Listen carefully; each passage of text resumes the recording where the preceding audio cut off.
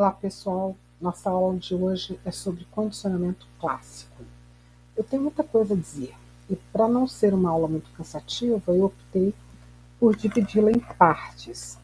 Então vamos lá, a primeira parte de 3 dessa aula de hoje. E antes de ir adiante, uma breve contextualização. Primeiramente, vale lembrar que condicionamento é um sinônimo de aprendizagem. E condicionamento clássico é um tipo de aprendizagem, né? Um tipo de condicionamento. E esse tema, né, ele está ali contextualizado na abordagem behaviorista ou comportamentalista, cuja ênfase recai na relação entre estímulos e respostas. Então, quando a gente fala de condicionamento clássico, grosso modo, nós estamos falando de respostas que são aprendidas. Mas antes, né, de entrarmos propriamente no condicionamento clássico, vale a pena fazer uma distinção que é muito importante entre as respostas que não foram aprendidas e as respostas que serão aprendidas por condicionamento. As respostas que não foram aprendidas também são chamadas como respostas incondicionadas ou não condicionadas. Essas respostas, elas são resultantes de ou produtos da seleção filogenética, como vimos na aula passada. Nascem conosco, são inatas, são autônomas, controladas pelo sistema nervoso autônomo. Uma vez que ela se inicia, ela se completa. Não tem essa de, eu não quero apresentar essa resposta, eu não vou. Ela é autônoma. Ela vai acontecer na presença de um estímulo específico. Por exemplo, se eu falar, pessoal, contraia a pupila agora. Ninguém consegue fazer isso. Mas se eu chegar com uma luz, né, um bastão de luz, e projetar essa luz bem em cima dos olhos de vocês, imediatamente a pupila de vocês vai contrair. Vai contrair de forma involuntária e autonômica. Então é necessário que haja um estímulo específico para eliciar essa resposta. Aqui cabe ainda um lembrete ou uma nota de rodapé, eu diria, né? Enfim, uma nota importante. O uso do jargão eliciar. A gente usa essa palavra para indicar que o estímulo está produzindo uma resposta reflexa, uma resposta autônoma. Se a resposta é voluntária, a gente não usa mais a palavra eliciar, mas esse é assunto para uma outra aula. Por hoje ou por hora, que fique aí, né, bem marcada essa distinção, né? E a palavra eliciar, ela é utilizada para indicar que uma resposta reflexa, autônoma, está acontecendo na presença de um estímulo. Como é uma resposta que deriva aí de uma seleção filogenética, então todos daquela espécie têm essa resposta. Então ela não varia muito entre os indivíduos. Nesse sentido, ela é um tanto estereotipada. Se é produto de seleção filogenética, então essa resposta está ali não à toa. Ela tem um valor de sobrevivência para a espécie. E essas respostas são relativamente resistentes à modificação. Alguns exemplos, né, dessas respostas reflexas. Então, começamos aqui com respostas não condicionadas em bebês, chamados reflexos primitivos. Pessoal, o bebê nasce, como é da espécie, é esperado que essas respostas estejam ali. Então, se faz uma avaliação do estado da saúde da criança, testando esses reflexos. Se eles não estiverem, isso é indicativo de que pode haver algum problema, porque deveriam estar, ok? Quando a gente fala de bebês, esse repertório comportamental deles, principalmente entre os recém-nascidos, inclui, em sua maior parte, esses reflexos inatos. Eu coloquei aqui uma frase que eu compilei desse site, que eu achei interessante e que reforça aquela ideia de valor de sobrevivência. Então, embora você possa pensar que o seu bebê é completamente indefeso, ele na realidade tem vários reflexos de defesa própria. Por quê? Porque aquelas respostas estão ali, né, são justificadas por uma história evolutiva da espécie, são respostas que foram selecionadas porque em algum momento da história da espécie elas se mostraram mais adequadas em determinado ambiente. Então, a gente vê agora aqui alguns desses reflexos em bebês. Reflexo de Moro, por exemplo, é uma resposta onde o bebê, por exemplo, se há um barulho alto ou se há uma queda muito abrupta, né, uma queda não, um movimento muito abrupto, esse bebê ele estica as pernas e abre os braços, né, numa tentativa de se proteger. Outros reflexos aqui, o da marcha automática, o da apreensão, que eu até citei na aula passada, e no recém-nascido normal, o reflexo de sucção. Na verdade, né, todos esses reflexos deveriam compor aí o repertório comportamental dos recém-nascidos normais. Eu não gosto muito dessa palavra nesse contexto, mas é o que é esperado que aconteça, né? Tem que estar lá essas respostas.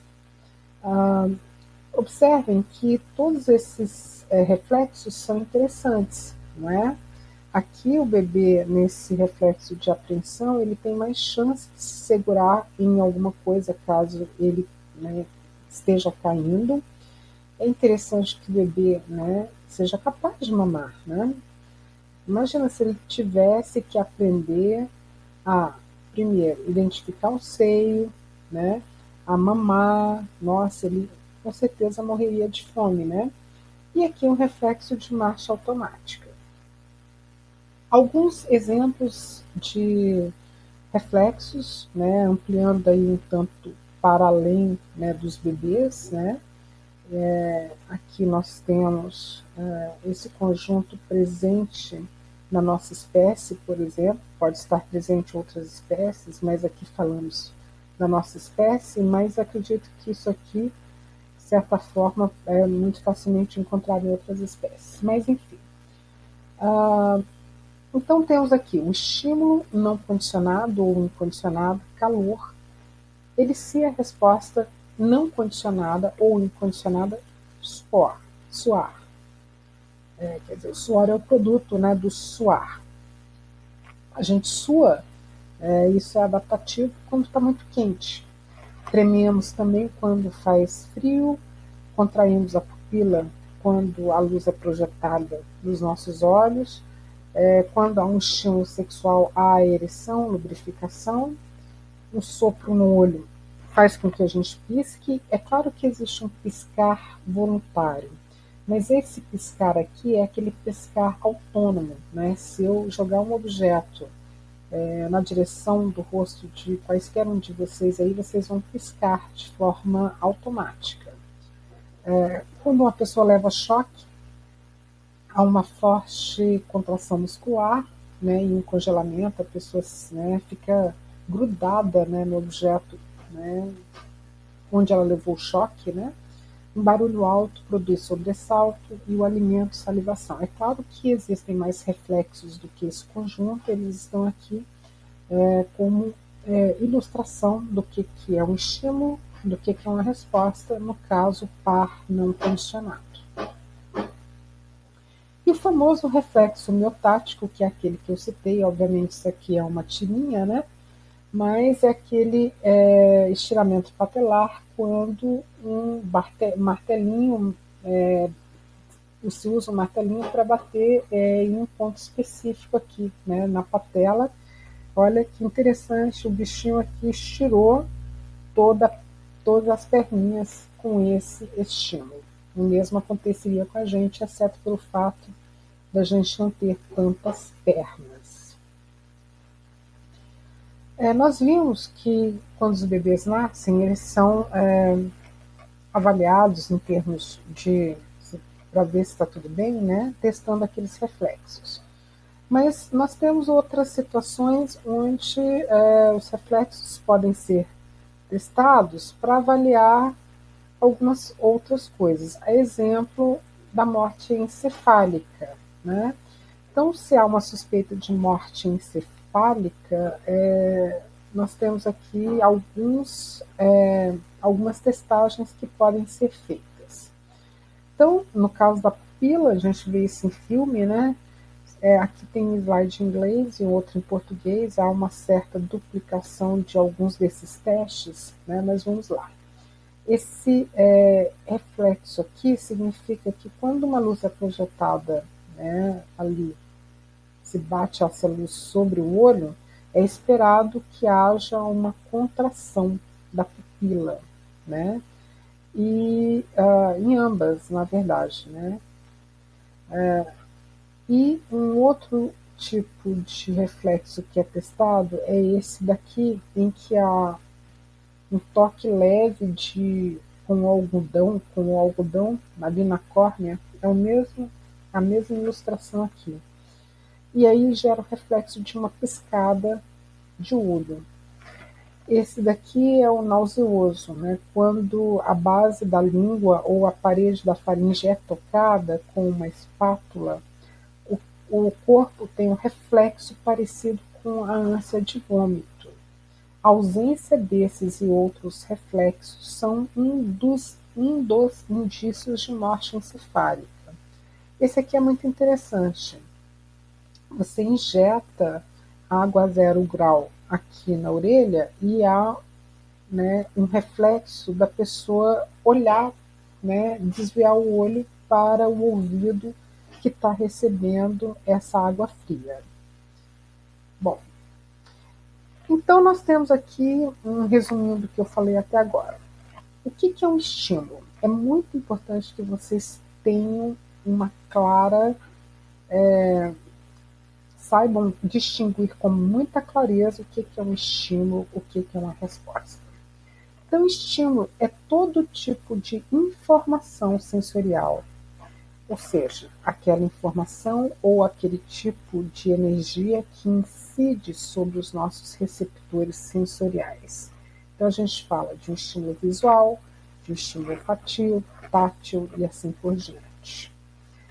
E a resposta, no nosso caso aqui, a resposta, né, que nós estamos trabalhando, ela é controlada pelo sistema nervoso autônomo, então é uma resposta automática, que envolve músculos lisos, glândulas, e como reflexo, ela exige um evento antecedente. Sabe aquela situação, você está num bar, num boteco, e aí, sei lá, o copo cai, e você ali, né, busca o copo no ar, sem pensar muito. E aí algum colega diz, nossa, como você tem um bom reflexo. Não faz sentido falar, né, de reflexo se nada aconteceu antes. Então, né, essa resposta reflexa ela exige um evento antecedente, que é exatamente um estímulo, né, que é essa informação que chega pelos canais sensoriais, sendo, portanto, o evento antecedente. Bom, agora entrando um tanto mais aí no nosso assunto, vamos falar de Pavlov, que recebeu o Nobel de Fisiologia ou Medicina lá em 1904. Aqui uma ilustração, né, do que ele fazia no laboratório dele, e é isso que eu vou descrever com mais detalhes no próximo slide. O experimento clássico de Pavlov. Ele pegava cães, na verdade, o que ele estudava, ele estava ali estudando a fisiologia do aparelho digestório. Então, o que ele fazia? Ele fazia uma cirurgia aqui nos cães, de tal forma a introduzir uma cânula para coletar a saliva que era depositada aqui. Então, ele tinha condições de avaliar quanta saliva era produzida quando a carne era apresentada para esse cão. Ele estava estudando essa relação entre o estímulo não condicionado e a resposta de salivação não condicionada. Só que ele fez uma descoberta acidental. Ele estudava esses reflexos salivares dos cães, oferecendo alimento e medindo a quantidade de saliva que esses cães produziam para comer, como eu já disse. Aqui, então, né, a carne é o estímulo e a saliva coletada era a resposta. Porque, como nós vimos, né, entre esses reflexos, entre essas respostas reflexas, estão aquelas respostas também produzidas por glândulas. Mas qual foi essa descoberta acidental, afinal? Vejam vocês, tem aqui uma história evolutiva. O cão saliva na presença da comida. E ele saliva não é à toa. Ele saliva porque a digestão começa na boca. Imagina ter que engolir esse alimento a seco. Com certeza nós teríamos aí, né, lesões ao longo do trato digestivo se esse alimento descesse ali seco de tudo, né? Mas o que foi muito estranho e que deixou Pavlov realmente curioso, para dizer o mínimo, foi o fato do cachorro salivar para uma pessoa, para a pessoa que trazia comida para ele. Vejam vocês que isso não é natural. É como se vocês estivessem numa sala de aula, entrasse alguém e aí vocês começassem a salivar, né? Estranho, estranho para a gente, estranho para os cães, né? Porque não é normal, não é natural salivar para uma pessoa. A gente saliva em antecipação à comida, né? A salivação, essa liberação de saliva ali, inicia o processo digestivo já na boca. Então, salivar para uma pessoa é mais ou menos assim: opa, comida vem aí. É muito bizarro isso, não é? E o Pavlov, né, como um bom conhecedor dessa fisiologia, sabia que isso não deveria acontecer.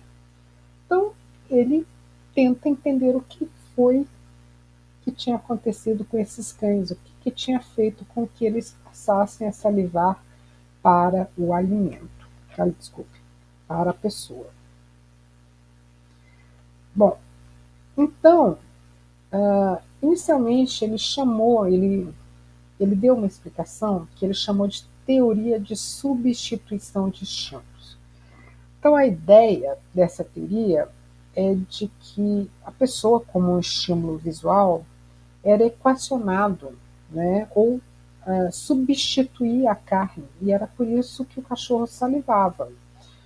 E aí, isso depois veio a ser conhecido como condicionamento clássico, mas, resumindo, a ópera é o seguinte: a pessoa traz comida, né, traz a carne, e aí o cachorro aprende, né, que quando ele aprende que quando aquela pessoa aparece, a comida vem aí. Né? Então ele saliva antecipando essa comida, porque ele aprendeu, né, ele passou a responder àquela pessoa porque ele aprendeu que aquela pessoa vai trazer comida para ele. Né? Então, o Pavlov ele fez uma coisa muito interessante, né? Ele resumiu isso em uma receita ou, né, em um paradigma, que é o seguinte: esse paradigma tem aqui 3 elementos. Se eu conseguir me deslocar aqui para facilitar, vamos lá. Eu vou me movendo aqui. Primeiro elemento do condicionamento, do paradigma do condicionamento clássico, é aquela resposta não condicionada que existe para um estímulo não condicionado. Então, isso aqui é aquele parzinho inato. Então, o cão saliva na presença da comida.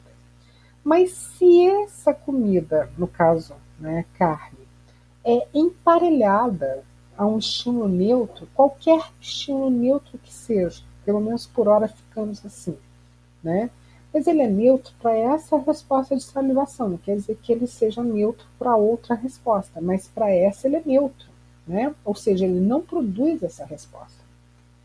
Mas se há esse emparelhamento entre a carne e um estímulo neutro, que pode ser um som, que pode ser uma pessoa, depois de alguns emparelhamentos, o que nós vamos ter?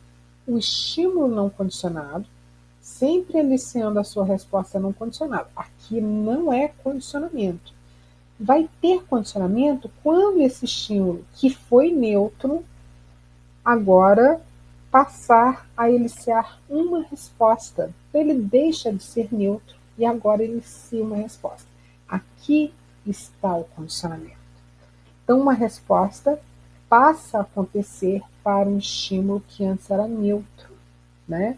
E isso aconteceu por conta da associação ou do emparelhamento entre o estímulo não condicionado e o estímulo condicionado, neutro anteriormente. Então, quando isso acontece, a gente diz que há condicionamento. No caso do condicionamento clássico, qual é a resposta que passa a acontecer? É exatamente aquela resposta automática, a resposta reflexa. Então, o que a gente tem aqui no condicionamento clássico é um reflexo condicionado. Essa resposta condicionada é um reflexo condicionado. Quer dizer, já era uma resposta que existia no repertório, né, de certa forma, mas ela acontecia para outro estímulo, né, numa relação definida filogeneticamente. Mas aqui não, aqui agora ela passa a acontecer para um estímulo nada a ver, né, com essa resposta anteriormente. Aqui é uma outra forma, é um diagrama, é uma outra forma de dizer isso que eu disse, né? Então, nós temos aqui um estímulo incondicionado associado a um estímulo neutro, esse estímulo incondicionado sempre eliciando a sua resposta incondicionada. Aqui nós estamos falando daquela relação inata. Aí nós temos, né, uma resposta condicionada sendo eliciada agora pelo estímulo condicionado, que antes era neutro, tá? Pessoal, regra ou dica de ouro. O para aí é condicionado com condicionado, incondicionado com incondicionado, tá bom? Então, se o estímulo é não condicionado ou incondicionado, ele vai gerar uma resposta incondicionada ou não condicionada. Se o estímulo for condicionado, a resposta que ele inicia é uma resposta condicionada. Bom, aqui esse paradigma, né, é uma outra ilustração. Então, nós temos aqui, olha, isso aqui é uma notação em inglês, então estímulo condicionado. O estímulo condicionado é um sino, poucas tentativas, né? Poucas tentativas de emparelhamento. Nós temos esse estímulo associado aqui à comida. Olha só, a comida sempre eliciando a sua resposta incondicionada. No caso aqui, a resposta de salivação. Aí, depois, esse sino passa a eliciar uma resposta condicionada, enquanto a comida sempre eliciando a sua resposta não condicionada. Pessoal, vocês viram que eu tenho usado o termo incondicionado, não condicionado, né? Para facilitar para vocês, vamos adotar aí doravante sempre não condicionado, tá bom? Que em alguns manuais se fala em condicionado, como aqui. Eu prefiro falar não condicionado, mas incondicionado é uma outra forma de dizer a mesma coisa. Bom, então resumindo esse paradigma, aqui usando um outro estímulo, antes do condicionamento, a comida, o estímulo aqui está incondicionado, mas é o estímulo incondicionado ou não condicionado, ele sendo a resposta de salivação, que é uma resposta incondicionada, porque, né, a gente naturalmente saliva para a comida, assim como o cão. Antes do condicionamento, esse som é um estímulo neutro para essa resposta. Mas se eu emparelho o som com a comida, som mais comida, durante o condicionamento, o que vai acontecer? Esse som vai passar a iniciar uma resposta condicionada. Bom, esse é um resumo aí, né, do condicionamento clássico, do que a gente viu até agora. O condicionamento clássico também é conhecido como condicionamento respondente. Então, essa resposta também é frequentemente chamada de respondente, ou condicionamento pavloviano, porque foi o Pavlov, né, que numa descoberta acidental meio que batizou, né, inaugurou as pesquisas aí sobre esse tipo de aprendizagem. Também é conhecido como condicionamento SS, por quê? Porque falamos de uma associação entre estímulos, ou condicionamento do tipo 1. Bom, aí a gente fala de Watson, que é um psicólogo, né? O Watson é um psicólogo americano, nascido em 1878, né? Morreu em 1958. Ali pelo início da década de 20, ele olhou para aquele paradigma e, digamos assim, teve um insight. Será que eu posso usar essa receita para criar, né, um medo condicionado? Nós discutimos um pouco a natureza desse componente comportamental do medo na aula passada.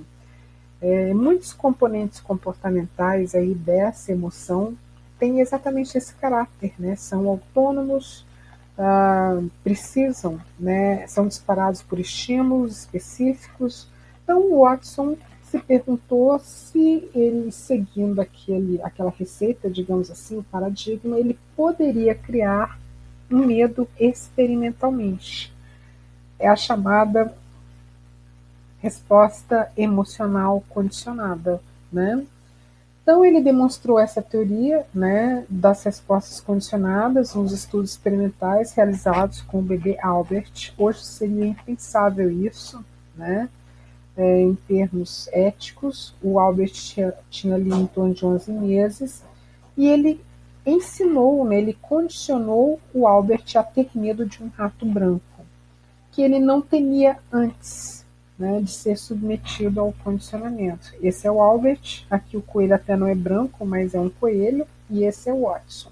Né? Aqui uma outra ilustração, ou seja, ele aplicou o paradigma, né, para instalar essa REC, usando aí o condicionamento respondente, ou clássico, ou pavloviano. Então, o que ele fez? Um ruído alto é o estímulo não condicionado, que produz medo, que é a resposta não condicionada. Lembram lá do elemento 1 do paradigma? Aí o que você faz?